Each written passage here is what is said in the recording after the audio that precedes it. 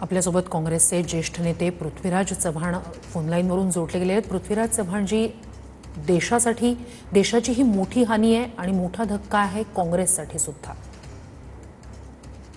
देशाकरता आणि काँग्रेस पक्षाकरता मोठी हानी आहे, तशी मला देखील स्वतः पर्सनली पाहायला गेलं तर माझ्या व्यक्तिगत जीवनामध्ये फार मोठा धक्का आहे। मी डॉक्टर मनमोहन सिंग यांच्या प्रधानमंत्री काळामध्ये त्यांच्या मंत्रालयामध्ये प्रधानमंत्री कार्यालयाचा राज्यमंत्री म्हणून 6-6.5 वर्ष काम केलेलं आहे। अत्यंत जवळून त्यांना मी पाहिलेलं आहे। त्यांनी माझ्यावर खूप प्रेम केलेलं आहे। मला खूप काही त्यांच्याकडून शिकायला मिळालं। एका बाजूला डॉक्टर मनमोहन सिंग यांच्या कार्यालयातील राज्यमंत्री आणि दुसऱ्या बाजूला सोनिया गांधी काँग्रेस अध्यक्ष यांच्या AICC मधील महासचिव असं दुहेरी नात्याने सांभाळलं। त्या UPA 1च्या काळामध्ये मनमोहन सिंग आणि सोनिया गांधी यांच्यामध्ये संतुलन ठेवण्याकरता त्यांचे अत्यंत नाजूक नातं होतं।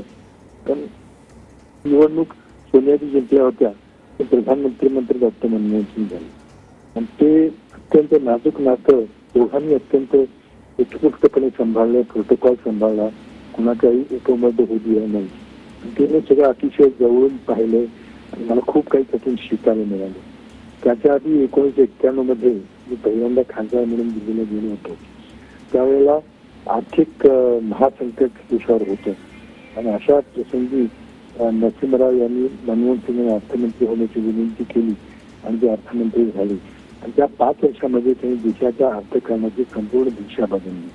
त्याचाही मी जवळून साक्षीदाराने संसद सदस्य म्हणून ते सगळं काही पाहिलं आहे आणि त्याने शिकायला मला काही खूप मिळाले।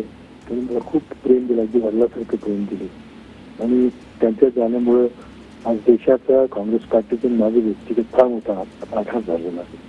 नक्कीच पृथ्वीराज चव्हाणजी, तुम्ही PMO मध्ये त्यांच्यासोबत ती संपूर्ण कारकीर्द तुम्ही PMO मध्ये होतात आणि रूढार्थानं ज्याला राजकारणी म्हटलं जातं किंवा राजकीय नेते म्हणून एक साधारणतः जी एक प्रतिमा डोळ्यासमोर उभी राहते तशी मनमोहन सिंग यांची कधीच उभी राहिली नव्हती। मग तो संपूर्ण जो त्यांचा एकंदर निर्णय प्रक्रियेतला हे असेल किंवा कशा प्रकारे ती त्यांची कारकीर्द तुम्ही स्वतः जवळून अनुभवलीत?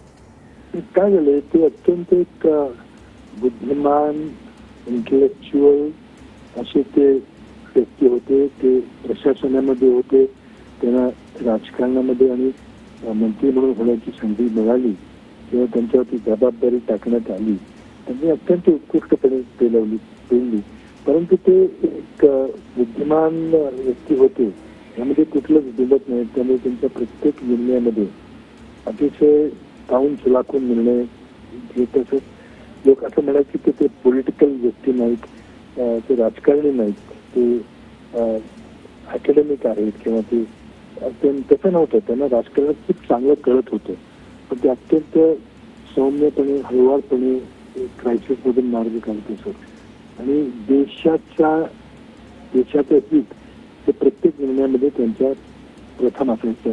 त्यांचे पक्ष किंवा व्यक्तिगत किंवा मित्रमंडळी सगळं म्हणतात, त्यामुळे देशाकरता त्यांनी जे काही केलं प्रचंड मोठा त्याग केला आणि देशाचं मला पंतप्रधान कार्यालयामध्ये ती 6-6.5 वर्ष आठवतात। अत्यंत महत्वाचे निर्णय घेतले, महत्वाचे कायदे केले।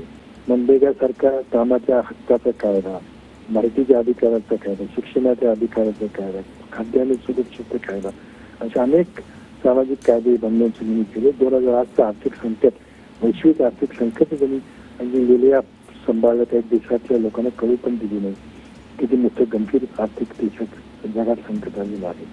पण सर्वात महत्वाची घटना म्हणजे इंडो-US न्यूक्लिअर डील।